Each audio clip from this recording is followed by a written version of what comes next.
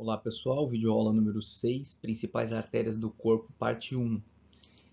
A gente começa então estudando as principais artérias, né? A gente não termina nessa aula, mas a gente vai devagar e sempre. Eu tenho certeza que você vai terminar as aulas do sistema circulatório com um entendimento completamente diferente do que tinha quando começou. Pelo menos esse é o meu objetivo. Peço mais uma vez que você pause esse vídeo, que você vá lá, volte ali no canal, que você curta o vídeo, tá? Se quiser me deixar um recado já antes, ou uma dúvida, ou algo, ou uma dúvida da aula anterior, pode ficar à vontade. Siga o canal, se você não segue ainda, né? Sinaliza ali na notificação, né, no sininho para receber as informações referentes aos próximos vídeos. Me siga também lá no Instagram, @evandro.citadin. Um grande abraço e bons estudos. E bem, a gente começa então falando das principais artérias do corpo. Deixa eu pegar meu ponteirinho aqui. Principais artérias do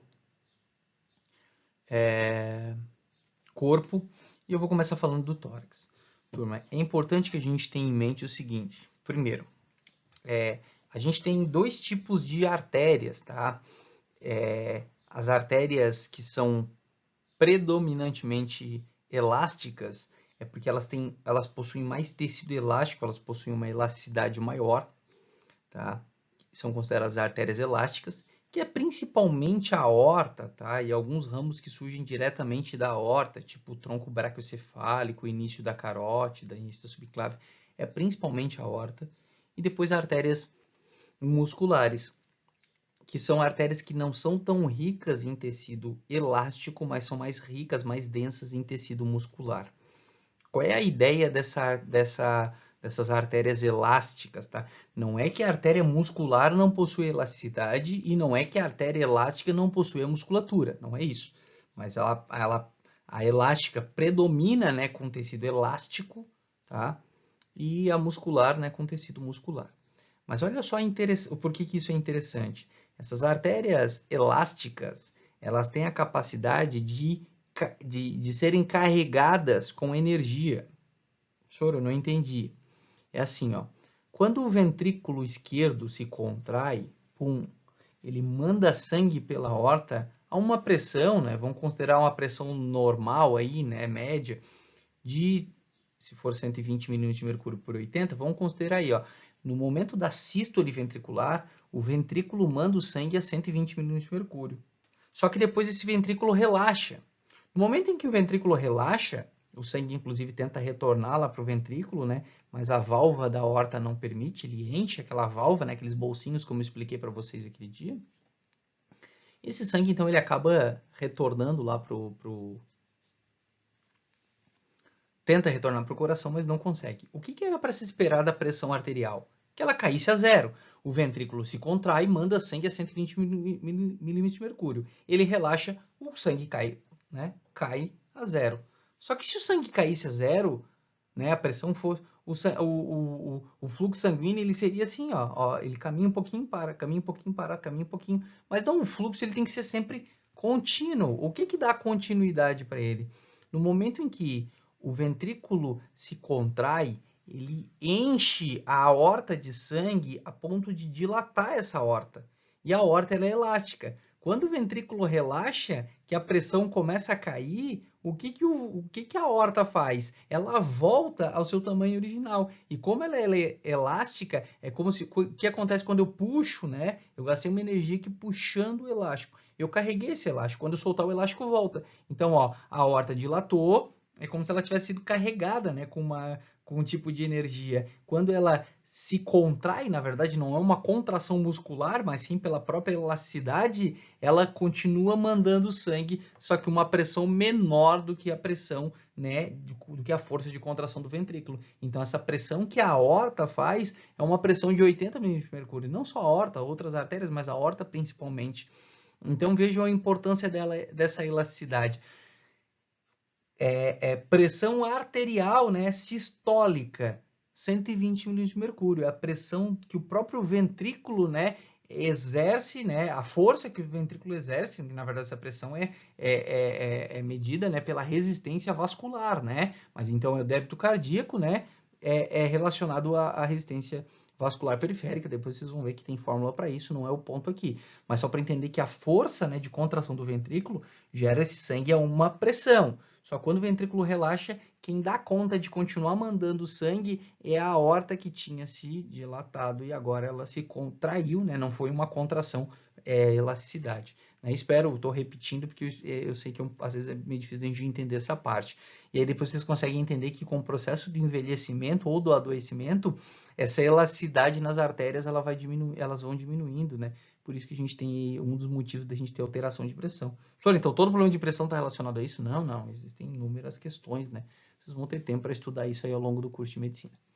Bem, e as artérias musculares, né? Como, por exemplo, vou pegar uma radial, por exemplo, uma braquial, né? Uma femoral e por aí vai. São artérias que elas não são tão elásticas, mas elas têm a capacidade de fazer vasodilatação quando essa musculatura relaxa, ou vasoconstrição quando essa musculatura se contrai, para direcionar fluxo sanguíneo. Todo vaso consegue fazer vasodilatação e vasoconstrição, tá? As veias também, né? A gente percebe que quando é verão, você enxerga várias veias, né? Na superfície do corpo, né? Quando é inverno, você enxerga menos essas veias. O que acontece quando está frio, tu não vê tanta veia, a mão fica gelada, porque você faz vasoconstrição periférica, levando o sangue para o centro do corpo, para o teu corpo ficar mais quentinho, né? A gente vai ajustando, né? A nossa pressão também através de vasodilatação ou vasoconstrição e a nossa termorregulação também. Algo que eu sempre falava em aula é o seguinte, a gente costuma dizer assim, eu gosto desse casaco aqui, desse agasalho, porque ele é quentinho, né? Meu cobertor é quentinho, minha cama é quentinha. Na verdade, nada disso é quentinho. Quem é quentinho é você, né? É o teu corpo que produz o calor, não é o agasalho. Se fosse assim, você ia deitar, faz assim, forra a tua cama com o teu edredom, e quando for deitar, a cama vai estar bem quentinha, porque o edredom está ali aquecendo a cama. Ela vai estar quentinha? É óbvio que não. Pega o teu casaco que tu gosta tanto, porque ele é tão quentinho, e forra em cima de uma pedra. E vai lá 10 minutos depois, meia hora depois, coloca a mão na pedra para ver se ela tá quentinha. Ela não tá quentinha, ela tá gelada. Tá, então não é o casaco, então não é o edredom que aquece a tua cama. Não, é o teu corpo produzindo calor, né, que vai aquecer o ambiente que você tá. Por isso você sente quentinho. Então você pode perder mais calor para o meio, né, ou reter mais calor, né. E como que eu faço isso? Um dos mecanismos é com vasoconstrição ou vasodilatação. Se eu quero perder calor para o meio, porque o meu corpo está produzindo pelo próprio metabolismo, um conjunto de reações bioquímicas que estão acontecendo a todo momento, né? Isso gera calor, né? Pensa em cada célula como uma pequena usina, como um organismo vivo, né? As mitocôndrias lá produzindo energia, os ribossomos lá fazendo síntese proteica, ou seja, eu tenho um metabolismo funcionando ali e movimento, né? Produção, quebra, isso gera calor. Então esse calor produzido pelo nosso corpo, ele pode ser mais dissipado se a gente precisar, meu corpo está superaquecendo, então eu vou fazer vasodilatação periférica, né? O sangue fica mais na superfície e troco mais calor com meia. É claro que existe suor também envolvido, mas a gente não vai entrar nesse mérito, né? E quando está mais frio, eu posso fazer, né, o contrário, eu posso trazer sangue para o centro do corpo, isso é bem fisiologia, mas eu estou dando já né, pelo menos um iniciozinho aí para vocês.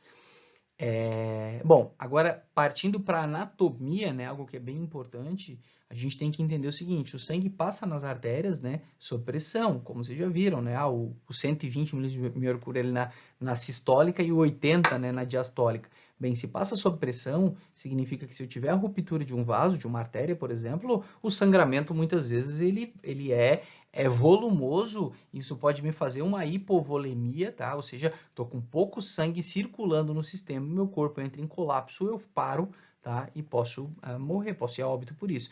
Então, o nosso corpo, para nos proteger, ele colocou as artérias, né? Ou a gente se adaptou com as artérias seguindo em regiões mais protegidas, tá? Em regiões mais profundas. Só que em alguns pontos, essas artérias elas precisam sair da profundidade. Exemplo, ao longo do meu braço aqui, ó. A artéria, a braquial, ela está bem protegida aqui por osso, tá? Pela musculatura, ela está bem protegida aqui, ó. Ela não é superficial. Só que quando ela vai cruzar a articulação do cotovelo, ela não pode ficar lá na profundidade, porque senão você ia fazer uma flexão de cotovelo e ia estar dobrando a artéria. Então, para que isso não aconteça dessa forma, ou que a lesão seja, né, a compressão seja a menor possível, quando vai cruzar o cotovelo, a artéria braquial ela fica um pouco mais superficial, cruza o cotovelo e aprofunda novamente. E ela vai passando na região um pouco mais profunda ao longo do antebraço. Quando chega na região da articulação do carpo, ela vira superficial novamente. Então, assim, ó, notem que nos pontos de articulação, as artérias elas são um pouco mais superficiais. E é por isso que a gente verifica o pulso das artérias, né? Normalmente em pontos de articulação. Então, se vocês forem verificar os principais locais de pulso da artéria, vai ser nas articulações. Ó. Aqui eu consigo verificar o pulso radial, consigo verificar aqui no cotovelo o pulso braquial, tá? Consigo verificar aqui o pulso carotídeo, a articulação, né? Pescoço, ó, tá? Consigo verificar lá na região inguinal, tá? O pulso femoral. Consigo verificar aqui na região posterior do joelho, o pulso poplíteo. Consigo verificar aqui na região dorsal do pé, ó, o pulso da artéria dorsal do pé, ou pediosa. Consigo verificar aqui na região posterior-medial do pé, o pulso da artéria tibial posterior, tá? Que depois vai virar artérias plantares. Então, vejam, os pontos de articulação são os pontos que a gente utiliza para verificar o pulso. Nessa região aqui não é um bom local para verificar pulso, tá? Vocês vão ver em suporte básico da vida que a gente só verifica pulso carotídeo no paciente inconsciente, tá? O paciente que não está responsivo, tá? Que não é verbal, né? E nem dolor, mas depois nem refere dor, né? Mas depois eu explico para isso, explico mais à frente para vocês o porquê, certo? Talvez até no semestre que vem na anatomia topográfica. Então vamos lá, para as principais artérias. Ó. Saindo aqui do coração, né, eu tenho a principal artéria que é a aorta. Lembrando que a aorta já deu seus dois ramos, seus dois primeiros ramos, né, que eram as artérias coronárias que irrigavam o próprio coração. Essa aorta ela segue, tá? E ela faz aqui um arco, ó, que se projeta para o lado esquerdo e posteriormente. Esse arco, tá? Ele, ó, lembrem de assistir o filme que eu sugeri, né, o Quase Deus, que é um filme fantástico, tá? Vai falar bastante dessas questões. Não vai falar muito dessas questões, mas é legal ver. Eu acho, enfim, já falei para vocês que é um filme muito bom, né? Então aqui, ó, o arco da aorta. E daí vejam só, logo, ó, daí assim, ó, a parte aqui que está subindo antes de formar o arco, a gente chama de porção ascendente. O arco propriamente dito, tá? Alguns chamam de cajado da aorta, a gente vai chamar de arco. E quando ela começar a descer, eu vou mostrar em outra imagem, nós chamamos de porção descendente. Logo no arco da aorta, a gente encontra um pequeno tronco, ó, que só tem do lado direito, o lado esquerdo não tem esse tronco. A gente chama esse tronco de tronco braquiocefálico. E esse tronco braquiocefálico ele se divide em duas artérias. Ó, tronco, aí eu não chamo de artéria tronco braquiocefálico, tá? É tronco braquiocefálico, ponto. Esse tronco, ele se divide em uma artéria que vai para a cabeça, passa pelo pescoço para a cabeça, tá? Então, por isso, ó, cefálico, e uma que vem para o membro superior, por isso bráquio, então braquiocefálico. A artéria que vai para a cabeça é a artéria carótida comum. Sempre que tiver uma artéria que recebe o nome de comum, tá? Ou uma veia, por exemplo, mas vamos pensar na artéria agora, é porque ela vai se dividir de alguma forma. Ou em interna e externa, ou em superficial e profunda, ou em anterior e posterior. Por exemplo, a artéria carótida comum se divide em artéria carótida externa e interna aqui, ó. Mas isso vai ficar, né, para anatomia topográfica, não é para agora. Ou a professora Juscelia vai trabalhar com vocês, né, na anatomia de sistema, na vascularização do sistema nervoso.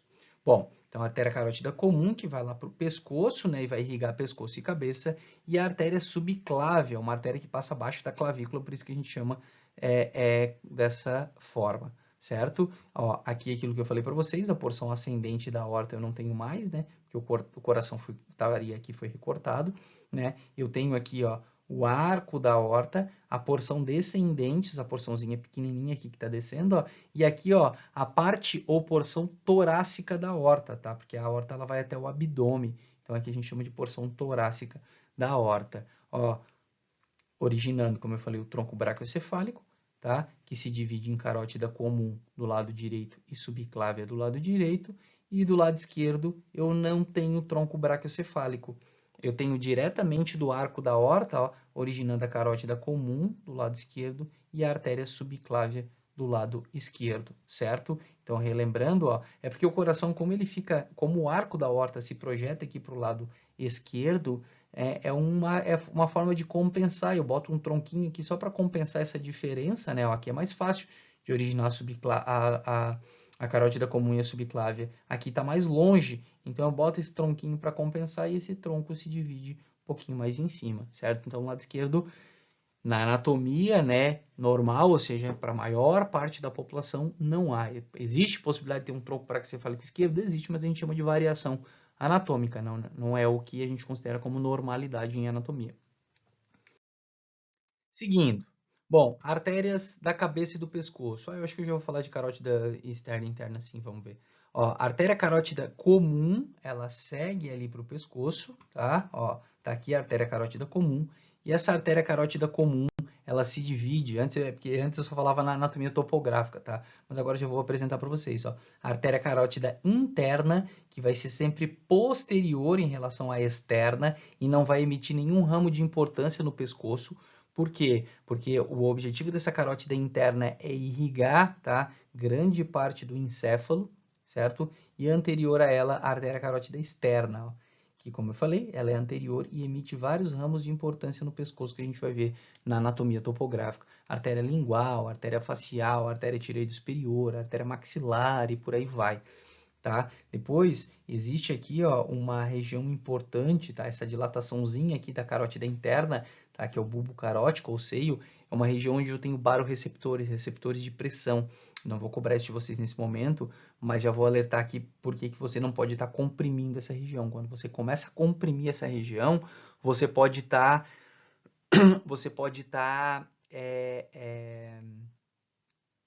estimulando esses receptores de pressão.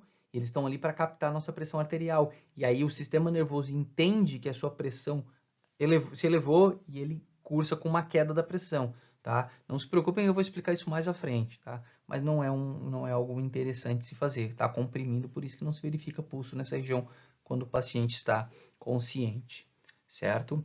Essas artérias, então, elas vão carótida interna para o encéfalo, sistema nervoso central, carótida externa, irrigação de face, couro cabeludo, tá? Então, músculo de face, pele de face, língua, dentes, tá? Cavidade nasal e por aí vai.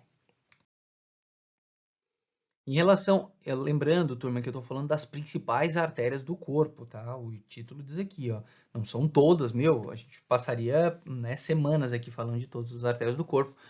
Quando vocês estudarem anatomia topográfica, vocês vão estudar muito mais artérias, certo? Ó, então a gente já viu ali, né, indo para a cabeça, pescoço, artéria carótida comum, e agora eu falo para vocês da artéria subclávia. A artéria subclávia, ela se projeta lá para o membro superior, ó, até chegar à altura da primeira costela. Quando chega na altura aqui da primeira costela, essa artéria subclávia, quando cruza a borda inferior, ela passa por cima da primeira costela, mas o marcador é essa borda inferior aqui, ó, na primeira costela. Quando passa esse marcador, essa artéria que era subclávia, ela muda de nome. Continua sendo a mesma artéria, mas ela muda de nome do ponto de vista didático, tá? Então foi descrito assim, não tem ruas, né, que dependendo do local ela muda de nome, né? Ah, mudou de bairro, às vezes muda o nome da rua. Mas você mas é a mesma rua, é a continuidade, né? Sim, é a continuidade, mas a gente precisa denominar de forma diferente para se localizar, assim como uma rodovia, né? Pega BR no quilômetro tal, né? Para a gente saber se situar. Então essas artérias, elas muitas vezes mudam de nome, mas foi colocado só porque mudou a região, então fica mais fácil da gente descrevê-la. Então, quando está passando aqui embaixo da clavícula, é subclávia. Cruzou a borda inferior da primeira costela, ela chegou na região da axila, e a gente passa a chamá-la então de artéria axilar. Essa artéria axilar, ó, então, ó, primeira costela está aqui, antes disso era subclávia, ó, a clavícula aqui, agora é a artéria axilar. A artéria axilar, ó, ela vem e quando cruza, tá, um outro marcador, que é a borda inferior do músculo redondo maior, tá? Ela não tem relação com o músculo, é só um ponto, né? Um marcador, ó, tá? Do músculo redondo maior para cima, a artéria axilar. Então, tudo isso aqui é artéria axilar. Daqui para baixo, ó, a artéria braquial. Tá? Eu coloquei esse slidezinho só para vocês entenderem que a artéria axilar não é simplesmente a artéria axilar. Ao longo do caminho, ela emite inúmeros ramos. Todas as artérias emitem vários ramos, tá? Só que a gente não vai estar estudando agora. Ó. Por exemplo, ó, isso aqui tudo é artéria axilar, ó, e cada raminho desse tem um nome. tá? Artéria torácica superior, tronco tóraco-acromial, que dá 4 ramos, tá? Artéria torácica lateral, artéria subescapular, dando a circunflexa da escápula, tóraco dorsal, artéria circunflexa anterior do úmero, circunflexa posterior do úmero. Então vejam quantas artérias eu citei para vocês que são só ramos da artéria axilar, né? E por aí vai. Eu poderia citar vários ramos da artéria braquial, vários ramos da artéria radial, ramos da artéria ulnar e por aí vai. São muitos ramos, tá? Só estou citando para vocês verem que existem vários, né? Não são só esses, mas vejam. A artéria axilar, então, ela cruza, né, a borda inferior do redondo maior e vira a artéria braquial. A artéria braquial segue ao longo do braço, ó, inclusive é ela que a gente utiliza, né, para quando vamos fazer quando vamos aferir a pressão, né, colocamos a campânula, né, ou o diafragma do esteto aqui, né, para auscultar essa artéria. Então, a artéria segue a braquial e quando ela cruza a linha do cotovelo, mais ou menos na altura do colo do rádio, a artéria braquial se divide em artéria radial, que é lateral, é aquela que a gente verifica o pulso aqui na região lateral do antebraço, ó, e a artéria ulnar. Aí essa artéria radial e ulnar, elas vão passando e irrigando aqui o antebraço, né, nutrindo o antebraço, e depois elas vão originar várias artérias aqui na mão. Antes eu falava do arco palmar superficial e profundo, mas agora eu deixo para falar só na topográfica. Ó, a artéria braquial originando vários ramos aqui também, tá? Então, são vários, ó, artéria braquial profunda, dando colateral radial e colateral média lá atrás, artéria colateral ulnar superior, artéria colateral ulnar inferior. Enfim, existem vários ramos nessa região. Por enquanto, se atentem só aos nomes que estão escritos aqui, não os que eu falei, tá? Não se preocupem com isso. Bem, finalizamos então mais uma aula. Lhe deixo um grande abraço e até a próxima.